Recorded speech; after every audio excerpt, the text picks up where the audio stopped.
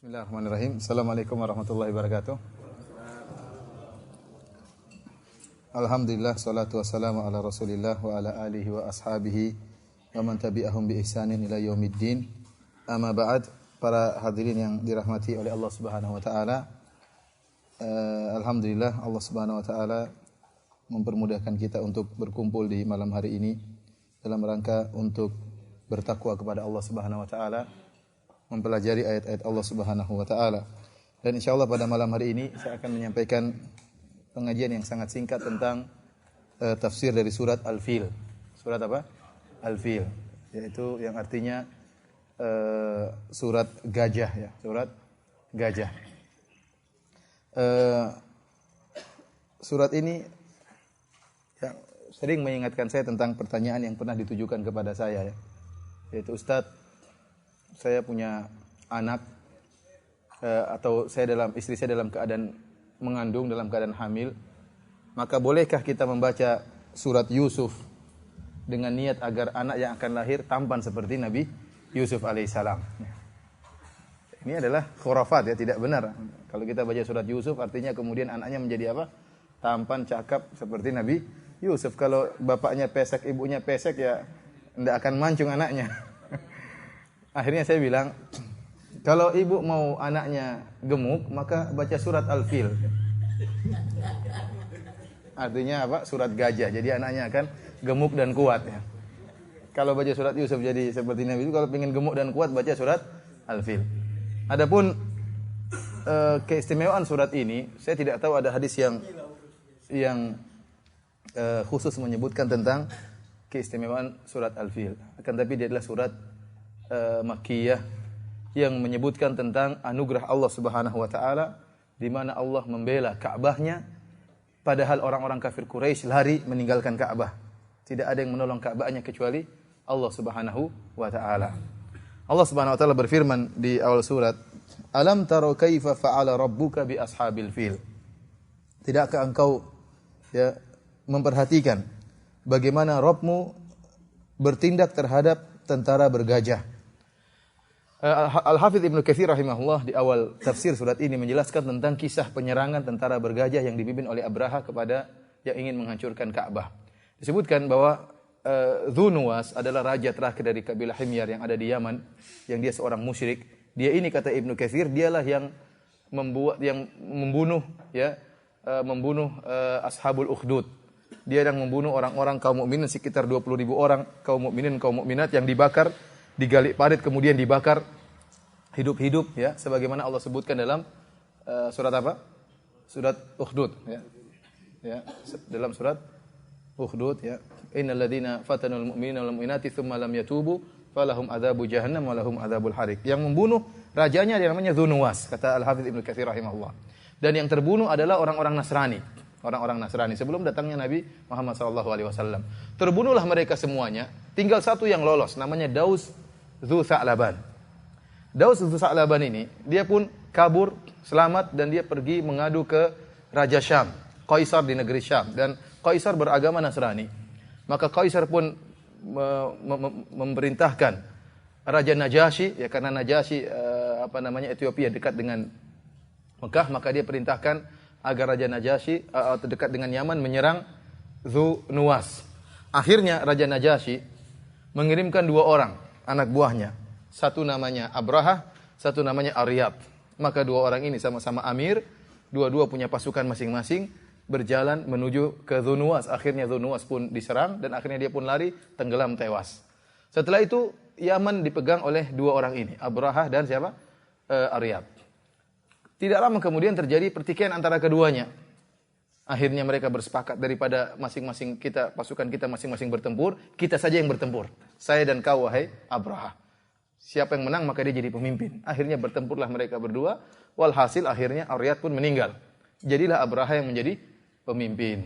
Semua pasukan bergabung sama dia. Akhirnya dilaporkan hal ini kepada Kaisar di negeri Syam, bahwasanya Abraha telah melakukan pembunuhan terhadap Aryad. Akhirnya Kaisar pun marah dan murka. Akhirnya Abraha dalam rangka, dan dia mengatakan, saya akan menginjak negeri Yaman dan saya akan mencabut rambutnya Abraha. Akhirnya untuk mencari keridhaan sang raja, maka Abraha pun mengirim hadiah yang begitu banyak. Di antaranya dia bawa jirob seperti gentong yang isinya tanah Yaman, dan dia mencukur rambutnya. Kemudian dia sampaikan bahwasanya hadhihi nasiyati, inilah ubun-ubunku saya berikan kepada engkau, dan inilah tanah Yaman, silakan kau injak. Artinya, dan saya ingin mencari keridhaanmu. Perbuatan Abraha ini membuat Kaisar pun senang. Kemudian Abraha pun berjanjikan kepada Kaisar, saya akan bangunkan sebuah gereja yang sangat besar, ya, yang akan memalingkan bangsa Arab dari Ka'bah menuju ke gereja tersebut. Gereja tersebut namanya Kullais. Kata para ulama diambil dari kalimat kolan suah, yang artinya apa? Songkok. Artinya apa? Saking tingginya gereja tersebut, kalau ada orang yang lihat puncak gereja, songkoknya akan jatuh. Songkoknya akan jatuh, dan ini menunjukkan tingginya gereja tersebut. Maka Abraha pun membangun gereja yang besar tersebut. Akhirnya terbangunlah gereja tersebut, gereja yang sangat tinggi.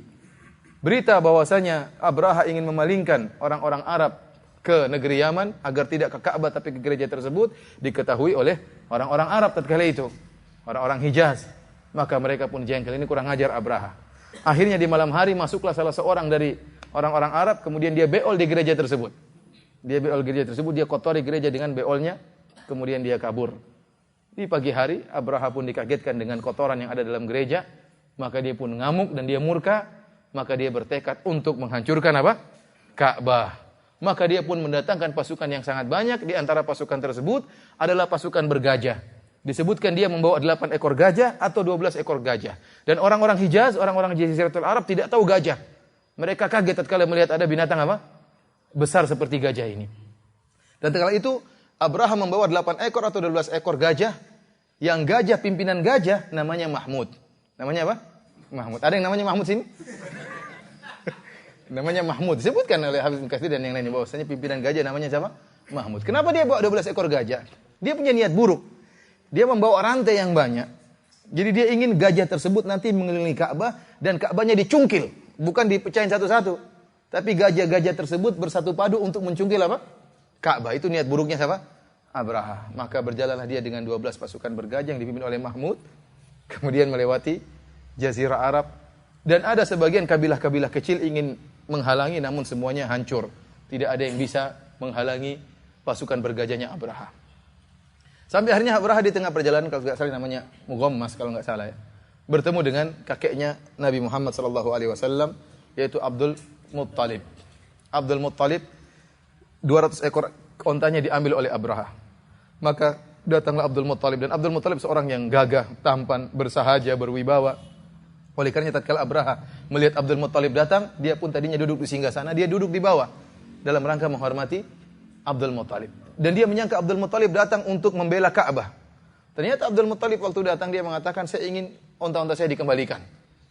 Maka Abraha mengatakan, tadi saya menyangka kau demikian-demikian. Bagaimana kau datang untuk mengurus ontamu sementara kau biarkan Ka'bah, ya, tidak kau bela? Maka Abdul Muttalib mengatakan, ana rabbul ibil walil Ka'bah rabbun yahmiha. Saya adalah pemilik onta, kembalikan onta saya. Adapun Ka'bah ada pemilik yang akan membelanya. Kata Abraha dengan sombongnya, dia tidak akan bisa membelanya. Kata Abdul Muttalib, anta wa sya'nak, itu urusanmu. Ya, urusanmu. Akhirnya Abraha pun semakin ngamuk, Abdul Muttalib pun pergi, maka dia pun bawa pasukannya, pasukan bergajahnya menuju ke Ka'bah. Tatkala mulai berjalanlah Mahmud dan teman-temannya, tiba-tiba si Mahmud diam, tidak bergerak. Tatkala Mahmudnya diam, semua anak buah juga apa? Diam. Gajah-gajah yang lain pun diam. Maka jika Mahmud diarahkan ke sebelah kiri, dia berjalan. Jika diarahkan sebelah kanan, dia berjalan. Kalau suruh mundur, malah cepat mundurnya. Tapi kalau ke arah Ka'bah, dia berhenti, tidak mau. Bingung nih Abraha, ini bagaimana disuruh ke depan enggak mau, suruh ke kanan jalan, ke kiri jalan, ke belakang lebih cepat untuk pulang. Enggak mau. Tatkala dia lagi sibuk mengurus gajah yang kebingungan tersebut, tiba-tiba Allah Subhanahu wa taala mengirimkan apa? Tayran ababil. Kata Allah Subhanahu wa taala, "Alam tara kaifa fa'ala rabbuka bi ashabil fil? Alam yaj'al kaidahum fi tadlil?" Bukankah dia telah menjadikan tipu daya mereka untuk menghancurkan Ka'bah itu sia-sia, tidak ada manfaatnya? Wa arsala alaihim tayran ababil. Dan Allah mengirim kepada mereka burung yang berbondong-bondong. Saya ingatkan, burung itu namanya bukan burung ababil. Seperti ababil itu artinya apa? Berbondong-bondong. Jadi jangan bilang itu burung dara, ini burung ababil namanya, bukan. Ababil itu bukan nama burung, tapi artinya burung yang berbondong-bondong. Tiba-tiba muncul burung tersebut. Sebagian salaf ya menafsirkan bahwasanya burung tersebut mereka mengatakan burungnya berwarna hijau. Tiba-tiba muncul, tapi banyak perkataan salaf yang mengatakan itu tuyur bahriyah. Burung yang tiba-tiba muncul dari laut. Tiba-tiba datang. Ya, Allah mudah menciptakan burung yang tadinya tidak ada, tiba-tiba ada. Dia mengatakan kun fayakun, jadi maka jadilah. Dan yang menakjubkan burung tersebut membawa masing-masing burung membawa tiga butir batu. Dua di apa namanya? Kakinya dan satu di paruhnya. Kata Allah Subhanahu wa taala, tarmihim bihijaratin min sijil.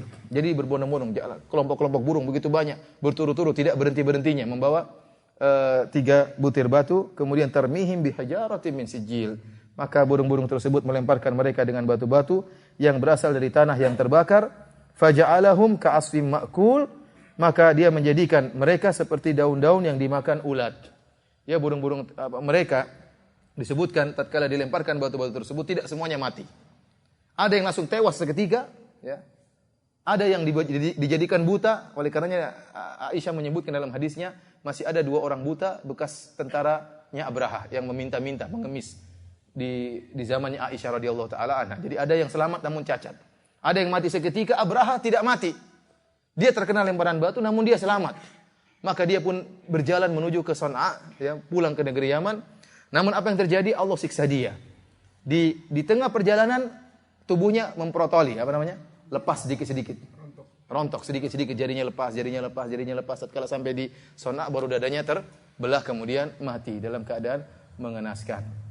Inilah para ikhwan yang dirahmati oleh Allah Subhanahu wa taala, tafsir dari surat Al-Fil yang menunjukkan bahwasanya Allah Maha kuasa dan Allah bisa membela Ka'bahnya tanpa ada bantuan satu manusia pun.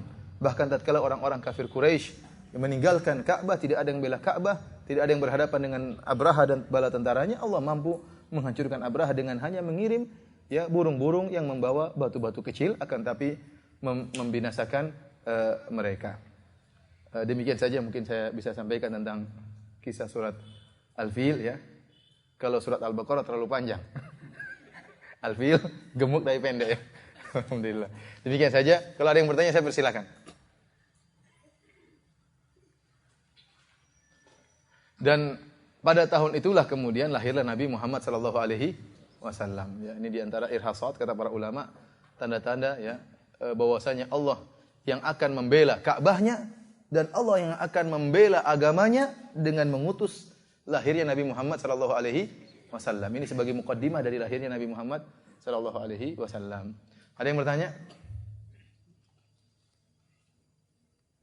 Karena enggak ada pertanyaan, apa hubungannya dengan Al-Fil? Enggak ada hubungannya dengan gajah. Silakan. Batunya tadi itu ada yang mengatakan dari neraka.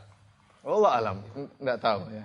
Ya mungkin aja, saya enggak tahu. Tapi yang disebut tanah yang dibakar, apa dari batu apa? Tin yang dibakar. Tapi apanya dari neraka, wallah alam bisawab. Mungkin aja dari perkataan salaf seperti itu. Mungkin saja. Ada yang bertanya? Iya. Ketika kita sholat wajib, misalkan kita lupa salah satu rukun dari sholat itu, apakah wajib kita ulang atau? Rukunnya apa yang dilupakan? Tahiyatul awal bukan rukun, kewajiban. Contohnya apa? Contohnya lupa ruku. Contohnya apa yang dialami? Contohnya apa? Tahiyatul awal kalau dilupakan dia adalah kewajiban. Dia bukan rukun. Barang siapa yang lupa tahiyatul awal, maka dia sujud sahwi. Dia sujud sahwi. Dan hukum sujud sahwi tersebut wajib karena meninggalkan apa? Kewajiban. Tapi kalau seandainya seorang lupa rukun, contohnya dia sujud, harusnya sujud 2 kali kan? Tapi dia baru sujud sekali langsung dia naik ke rakaat kedua. Ini berarti dia rukun, dia lupa rukun yang sujud kedua. Kalau dia ingat di tengah jalan, dia ingat di rakaat ketiga, padahal dia lupakan sujud kedua di rakaat pertama, maka dia harus kembali langsung ke yang tadi di mana dia lupakan.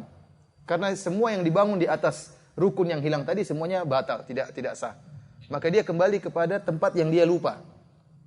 Paham? Dia tadi lupa di sujud yang kedua, jadi dia sujud langsung berdiri rakaat kedua. Harusnya kan sujud duduk di antara 2 sujud, baru sujud lagi baru berdiri. Begitu dia ingat saya tadi baru sujud 1 kali, maka dia langsung kembali kepada duduk di antara 2 sujud.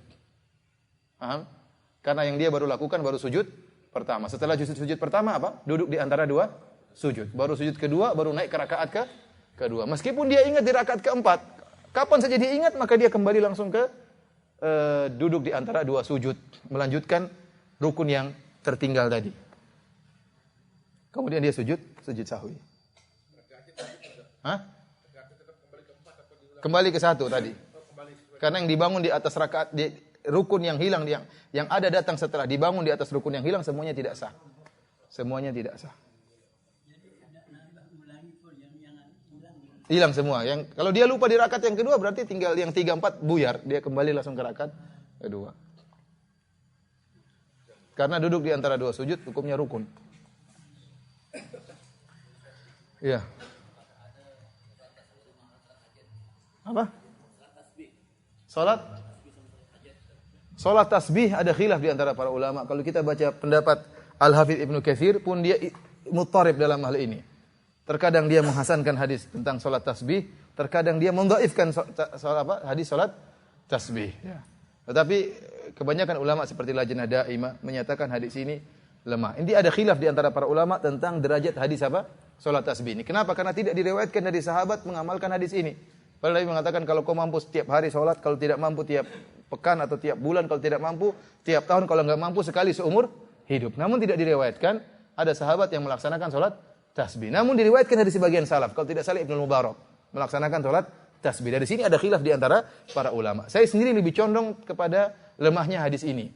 Karena seluruh jalan dari hadis ini semuanya lemah. Akan tapi seperti Syekh Albani rahimahullah, demikian juga sebagian pendapat dari Al-Hafidz Ibnu Hajar ya, dalam Talkhisul Khabir Ibnu Hajar melemahkan hadis ini. Namun dalam kitab yang lain dia menguatkan. Dia menguatkan hadis ini. Kenapa ditinjau dari banyak jalan? Yang ini lemah, yang ini lemah, yang ini lemah, yang ini lemah, tatkala digabungkan menjadi hasan li ghairihi. Namun sebagian ulama mendhaifkan. Ibnu Taimiyah juga melemahkan hadis ini. Kenapa? Karena pertama setiap jalannya lemah. Yang kedua ditinjau dari isi salat tasbih. Salat tasbih kita disuruh menghitung. Setiap 15 kali, terus berapa kali. Dan kita tahu orang yang menghitung begini menyibukkan. Padahal orang salat butuh apa? Butuh konsentrasi untuk bukan konsentrasi hitungan, tapi konsentrasi apa yang dia baca. Wa aqimis sholata li dzikri. Kata Allah, dirikanlah salat untuk mengingatku. Namun tatkala dia melaksanakan tasbih, dia akan konsentrasi dengan hitungan, jangan sampai salah.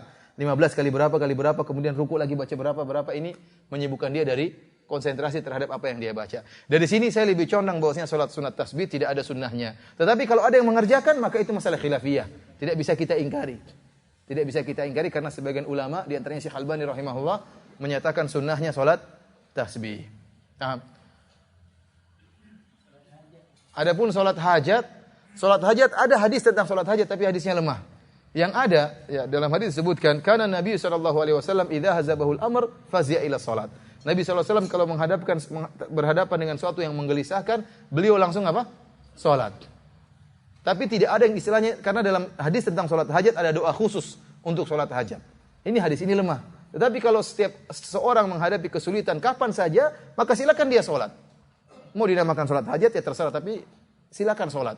Orang menghadapi masalah kapan saja segera dia sholat. Pertama kali dia mengeluh kepada Allah Subhanahu Wa Taala. Wasta'inu bis sabri was sholat. Kata Allah Subhanahu Wa Taala, jadikanlah sabar dan sholatmu sebagai penolongmu. Di antaranya seorang tatkala menghadapi permasalahan langsung sholat sebagaimana Nabi. Fazia ila sholat. Nabi menghadapi sesuatu yang sulit langsung sholat. Segera sholat. Sholat itu untuk menamakan sholat hajat silakan. Tetapi kalau sholat hajat yang dimaksudkan sebagaimana datang dalam hadis dengan doa yang khusus, maka hadis itu lemah. Jadi apa kalau ada masalah silakan sholat. Silakan sholat kemudian berdoa kepada Allah Subhanahu Wa Taala. Masalah apa saja, kapan saja. Ada yang bertanya? Iya.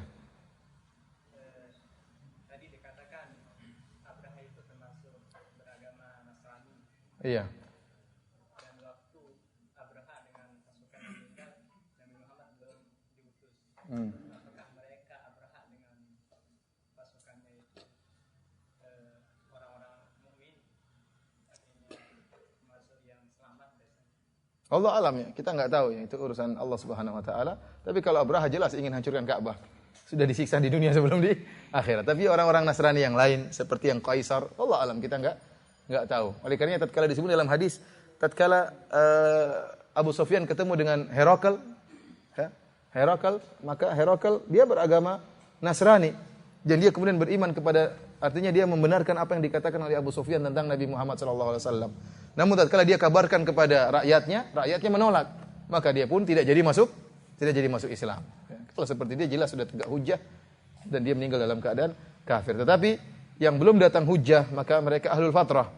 Mereka ahlul fatrah. Itu urusan di akhirat antara mereka dengan Allah Subhanahu wa taala.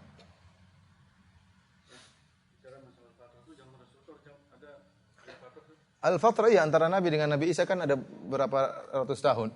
Ya, apa namanya? Rasulullah SAW lahir sekitar 571 kan, Masehi. Berarti jarak antara kira-kira 500 tahunan antara Nabi Isa dengan apa? Dengan Nabi Muhammad sallallahu alaihi wasallam. Tentu ada ahlul fatrah yang mungkin tidak paham tentang agama Nasrani dan juga tidak paham tentang Nabi Muhammad sallallahu alaihi wasallam. Adakah fatrah di suku Quraisy itu? Wallahu alam.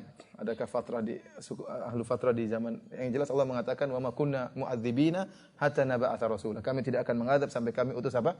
Rasul. Tapi di zaman dahulu 100 tahun yang lalu sangat mungkin ada ahlul fatrah. Orang-orang di pedalaman Irian Jaya yang tidak pernah dengar tentang apa? Nabi Muhammad sallallahu alaihi wasallam. Mereka ahlul fatrah.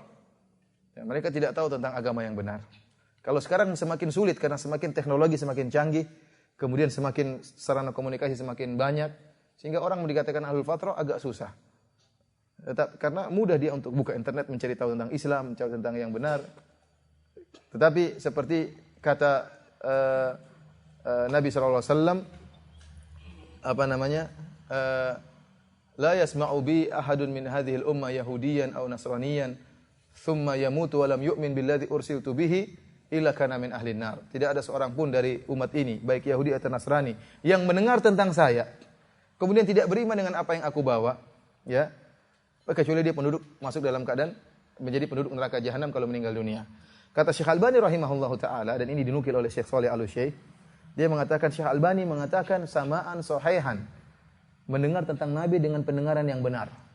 Kemudian dia tidak mau masuk Islam. Beda kalau dengar Islam teroris. Dia tidak mau masuk Islam, Islam teroris, bunuh-bunuh orang. Akhirnya tidak masuk Islam, maka orang ini bisa jadi ada uzur.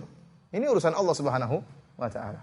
Tetapi kalau dia sudah dengar tentang Islam, ada agama yang baik, mengharamkan khamar, mengharamkan zina, kemudian dia tidak mau, ya maka dia masuk neraka jahanam. Tapi untuk menilai satu persatu memang agak susah.